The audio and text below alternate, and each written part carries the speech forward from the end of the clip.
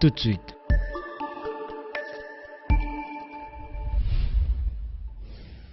Le journal.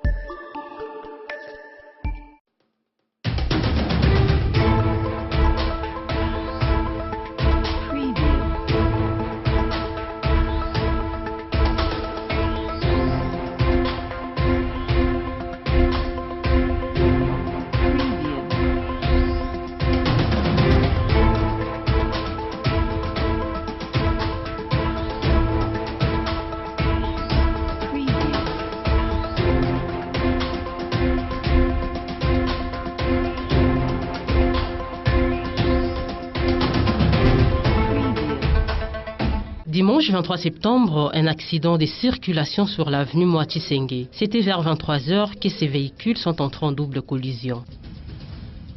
Début de cours au complexe scolaire Ewabora. Revêtus de sa nouvelle robe, les élèves sont contents.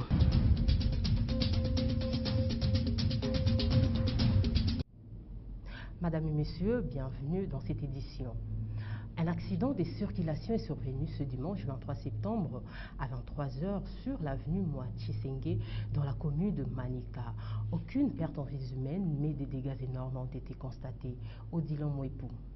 Le devant de ce véhicule bosselé. À côté, un autre véhicule dont une portière bosselée aussi. Camion renversé, enfoncé dans une maison dont une partie du mur est écroulée. C'est une désolation. Ce camion venait de la cité Manika et se dirigeait vers la ville. Nous étions endormis dans la maison. Nous avons entendu le bruit d'un camion qui roulait à vive allure. Il a percuté le premier véhicule, puis le second, et s'est renversé en écroulant les murs. Des marchandises se trouvant dans la dite maison ont été volées et 500 000 francs congolais. Impuissants face à ce désastre, les habitants de ces coins n'ont qu'un seul vœu.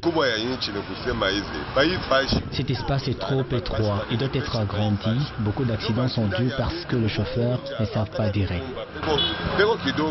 Les chauffeurs a eu la vie sauve et s'est évaporé dans la nature. Début de cours à Ewabora ce lundi 24 septembre. Les élèves ont reçu des instructions de garder ces bijoux propres. Ils sont contents. Coucou Panou.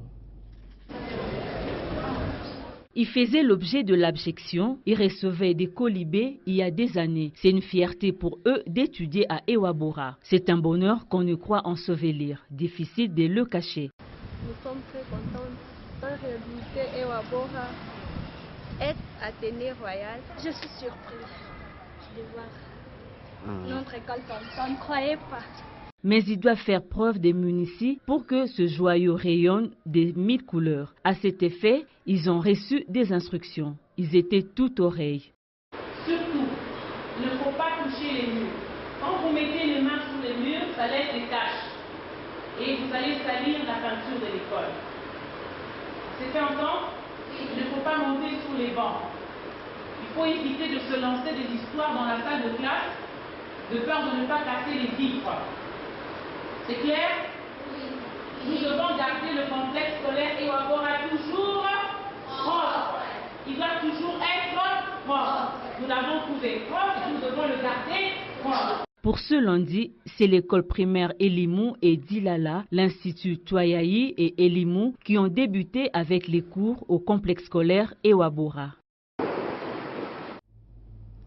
Organisé par l'Action pour la défense des droits humains, ADDH, un atelier de formation s'est tenu aujourd'hui au lycée Mwanga en commune de Dilala sur l'analyse des rapports consolidés par le système technique portant sur la revue des états financiers des entreprises publiques.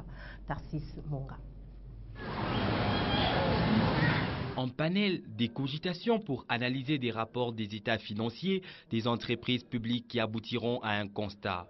À l'issue de ce dernier, des recommandations devront être faites. Les entreprises publiques, ce sont les entreprises qui appartiennent aux citoyens congolais, parce que là, à l'intérieur, il y a les actions de l'État congolais, et donc ce sont des entreprises qui nous appartiennent. Il est de notre droit de pouvoir analyser, de savoir quels sont les problèmes évoqués à l'intérieur et quelle position nous, comme société civile, nous pouvons prendre par rapport à tous ces problèmes relevés. Cette initiative est saluée. Nous accueillons cette initiative avec joie. Parce que la GECAMI, c'est une grande entreprise étatique. Et aujourd'hui, cette entreprise doit être gérée dans la transparence. Aujourd'hui, il est de notre droit, en tant que citoyen congolais, d'avoir une lumière sur la manière dont les recettes produites par cette entreprise publique sont en train d'être gérées. Donc c'est une très bonne initiative et nous sommes en train d'encourager de telles pratiques.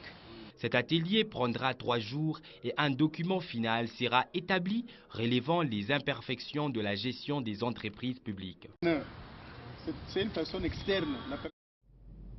L'atelier de formation de journalistes sportifs du Lualaba a pris fin ce dimanche dans la salle Immaculate en commune de Dilala. Le bilan de ces assises a été jugé positif par les organisateurs et les participants. J.R. Sakissa. La féminité dans le journalisme sportif, la politique sportive du gouvernement du Lualaba sont les grands points qui ont été abordés en ces jours de clôture. Ça a été une réussite. Un bilan positif, un très bon bilan parce que nous sommes très ravis, très contents parce que, vous le savez très bien, c'était une lutte que nous avons tous lutté ensemble avec vous. Vous allez vous rappeler que Wang faisait partie de ceux-là qui nous accompagnaient par rapport à la préparation de ces séminaires. Un grand merci à l'exécutif provincial qui a accepté de nous soutenir. Comme vous le savez très bien, chers confrères, cela n'a pas été facile. Un dossier qui date de longtemps, il y a presque une année, le ministre l'a dit, il fallait avoir de la patience. Dieu n'avait pas encore décidé et Dieu a décidé aujourd'hui. Cette formation de remise à niveau du journaliste sportif était très importante pour élever le niveau. La formation, elle doit être continuelle, régulière. Donc, un journaliste, avant d'informer les autres, lui-même doit être suffisamment informé. Et c'est la raison de cet atelier qui a permis à tout journaliste de renforcer encore une fois la capacité sur la matière sportive. Tous les journalistes de la province de Lualaba ont été un peu là, bien formés. On aura une ligne de conduite à respecter sur notre carrière et ça va aussi donner une leçon à tous ceux qui nous écoutent à la radio, que ce soit à la télévision.